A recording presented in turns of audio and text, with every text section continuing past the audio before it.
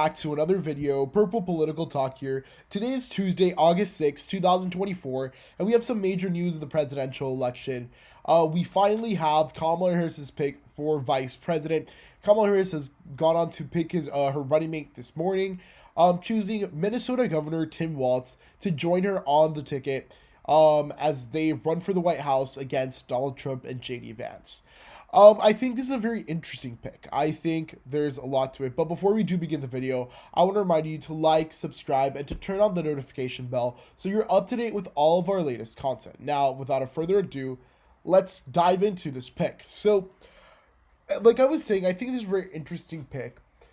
First of all, Tim Waltz is someone who per se doesn't have the most name recognition out there in the Democratic Party.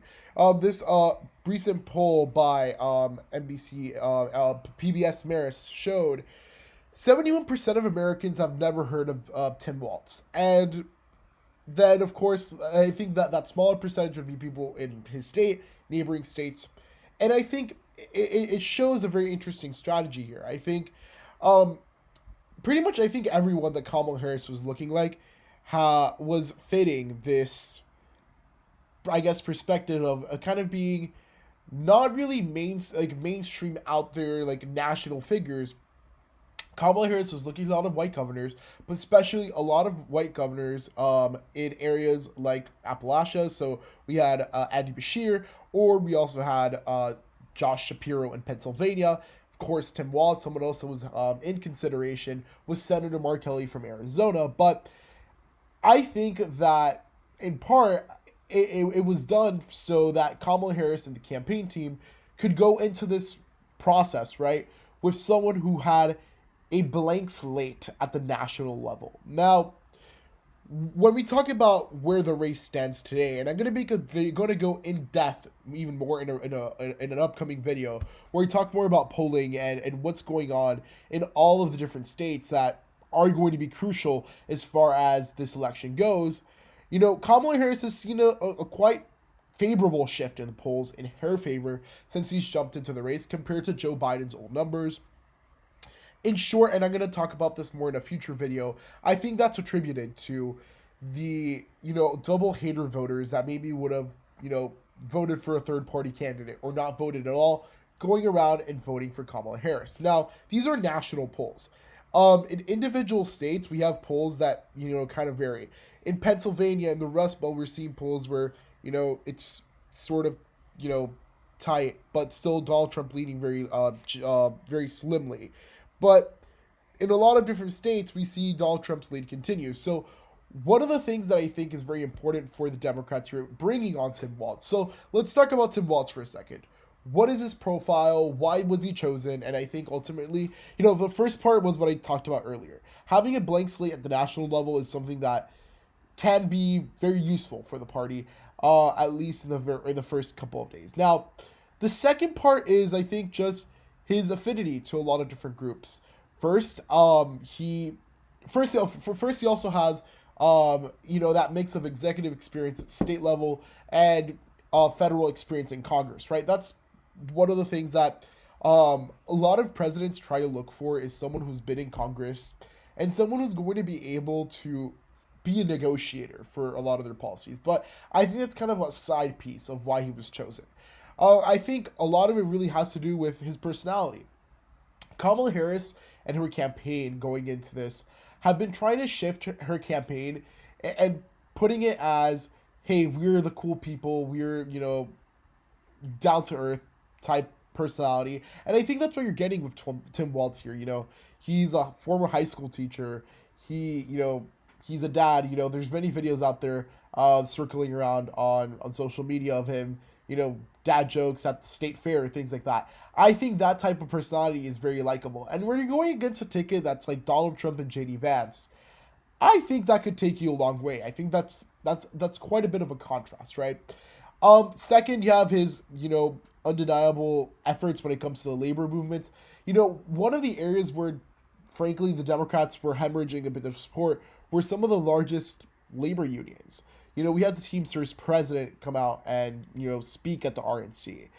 And, I think the Democrats started to really get worried in that area. So they knew they needed to pick someone that had that capability of going in there and bringing in some of that union support. Now, on the other hand, he's ex-military. So, again, I think he's a very well-rounded pick. I think he balances Kamala Harris pretty well. He has different areas of expertise. So that's why I think the campaign chose him, and I think he's a pretty good pick electorally, at least to stay competitive in the Midwest. Now, I think this pick could have also been a miscalculation in some parts.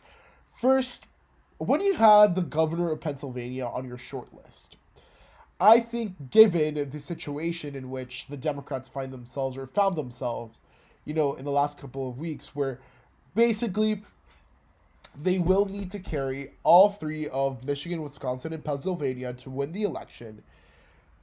Leaving Pennsylvania on the map, I think having the opportunity to have picked Josh Shapiro and kind of solidify Pennsylvania. I think the poll we saw here, one of the most recent polls from Pennsylvania, where was it here? Trump +1. I think Josh Shapiro, he's very popular in Pennsylvania. He could have helped increase, margins in Pennsylvania by 1 or 2 points. That could make all the difference. Leaving that possibility up in the air where, Minnesota was kind of close. And I think when Biden was running specifically, I thought was more in the toss-up column. Not so much anymore with Kamala Harris, but leaving a state that's not really as competitive and choosing someone over there, I think is a pretty risky move. That's the first part. Now, why wasn't Josh Shapiro chosen? I think there's other factors. Some leaders in the Democratic Party came out against him. And I think overall, there's just some other things that maybe Kamala Harris didn't really vibe with. But generally speaking, we're looking at a very interesting pick. I think, honestly, this pick is going to be pretty strong. Now, I think the other area of potential haziness when it comes to Waltz is, first, his record with the George Floyd protests and Black Lives Matter and all of that thing. Remember, I have to remember that happened in his state when he was governor. So you could probably expect a lot of attack ads and things like that on those protests and on, his management of the whole situation. Especially with how the Republican Party has been doing their messaging. They've been really focused on building this message of, law and order, these things. So I think that's one of the things that is going to come up. Now, as far as electorally, I think he's going to help Kamala Harris, but maybe marginally. So we have to go back and remember that the election is truly decided for the most part. It's going to come down to the economy, as it always usually does.